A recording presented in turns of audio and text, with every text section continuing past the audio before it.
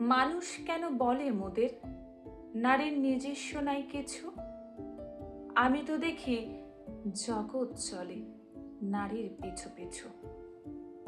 বাপের ঘরে লক্ষ্মী আমি, স্বামীর ঘরে অন্নপূর্ণা, ছেলের ঘরে জননী আমি, আমি ছাড়া সংসার অসম্পূর্ণা। আমার থেকে আপন করতে আর কি কেউ পারে? বাপের ঘরকে ছেড়ে এসেও পরকে বাঁধি ঘরে। গোত্র থেকে গোত্রান্তর যদিও আমি হই, তবুও যেন জননী রূপে সকল দুঃখ সই। ভারত মাতা সেও নারী, নারী জগৎধাত্রী। নারী হলো এ জগতের সবার জন্মদাত্রী। পুরুষতান্ত্রিক সমাজ তাই পুরুষকে বড় করে।